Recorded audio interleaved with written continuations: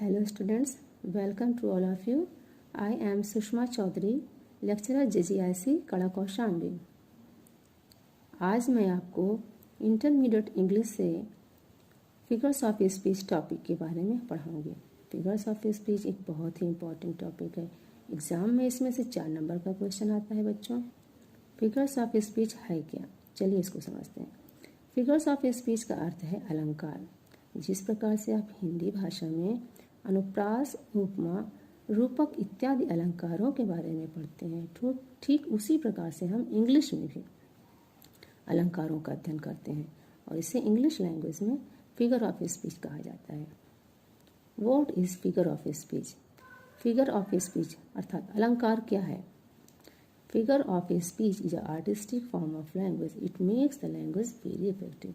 अर्थात figure of speech भाषा का कलात्मक रूप है या भाषा को प्रभावशाली बनाता है। बच्चों, इंटरमीडिएट इंग्लिश के सिलेबस में 7 प्रकार के फिगर ऑफ स्पीच रखे गए हैं, जिनका नाम है simile, metaphor, personification, apostrophe, hyperbole, oxymoron and onomatopoeia figure of speech. Simile figure of speech. It is a comparison between two objects of different kinds which have at least one point in common. Comparative words so, as and like are used. चलिए इसे हिंदी में समझते हैं।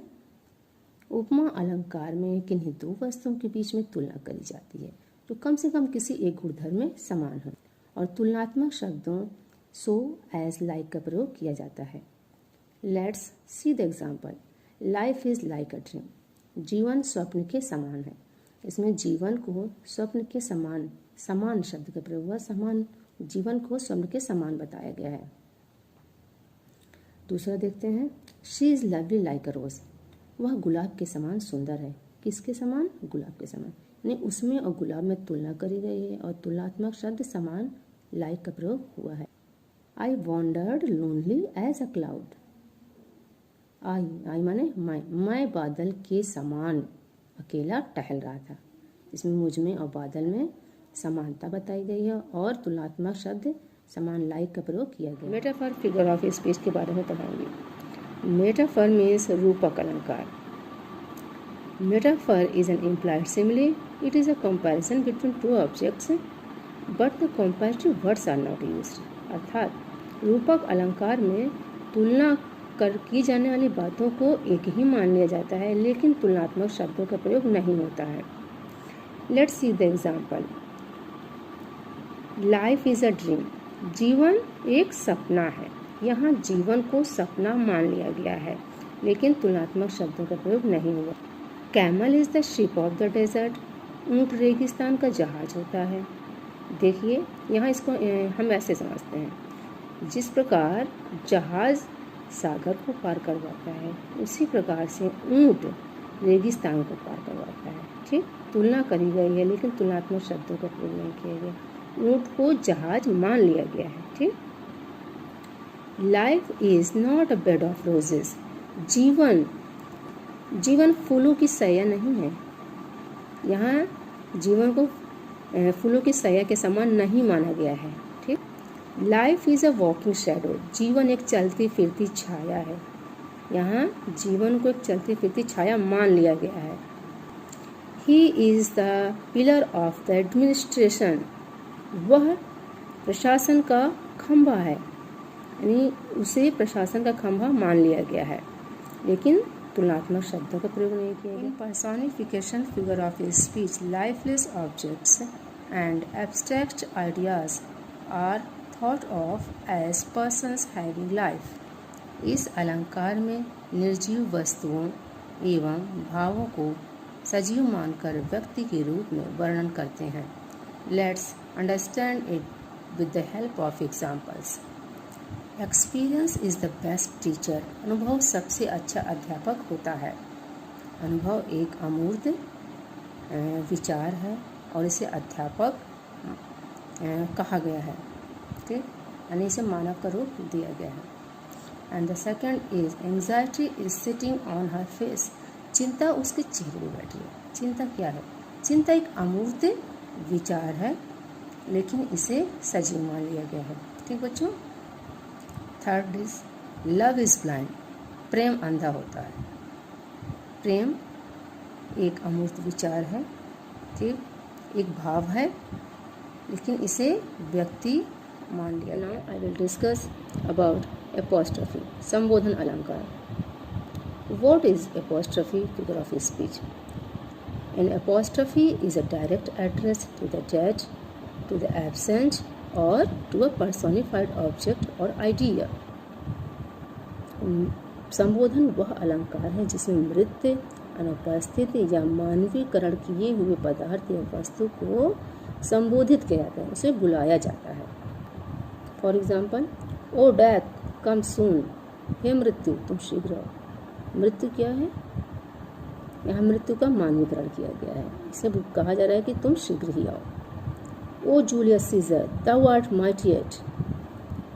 इस line में Brutus, जिसने कि Julius Caesar को मारा होता है, और अब ये कह रहा है कि हे जूलियस सीजर तुम अब भी बहुत शक्तिशाली हो। Break break break on the cold grey stone so sea. इस लाइन में सी यानी समुद्र को संबोधित किया गया है। Apostrophe, figure of speech. Now we will discuss on oxymoron, विरोधाभास अलंकार। In this figure of speech two opposite ideas are put together at the same time. इस अलंकार में एक ही वस्तु में किन्हीं दो विरोधी गुणों को एक साथ दिखाया जाता है। Let's understand it with the help of example. James first was the wisest fool. राजा जेम्स प्रथम मूर्खों में सबसे बुद्धिमान था। देखिए यहाँ पर मूर्ख और बुद्धिमान दोनों ही जो कि ऑपोजिट वर्ड्स हैं एक साथ प्रयोग किया गया है। Second, he is ideally busy. देखिए इस सेंटेंस में आइडली और बिजी जो कि एक दूसरे के ऑपोजिट हैं एक साथ प्रयोग किया गया है। ही इज रेगुलरली इरेगुलर, वह नियमित रूप से अनियमित है। यहाँ पर नियमित और अनियमित दो शब्दों का जो कि विरोधी हैं उनका एक साथ प्रयोग किया गया है। लाइफ इज बिटर स्वीट, जीवन कड़वा और मीठा होता है। यहाँ दो गुण स्वीट और बिटर दोनों का एक साथ प्रयोग किया गया है, इसलिए यहाँ पर ऑक्सीमोरॉन विरोधाभास अलंकार है। This is an open secret, यह एक खुला हुआ रहस्य है। ओपन मीन्स खुला हुआ, सीक्रेट मीन्स रहस्य। दो विरोधी बातें एक साथ कही गई हैं, इसलिए यहाँ पर I will tell you about hyperbole, अतिशयोक्ति अलंकार।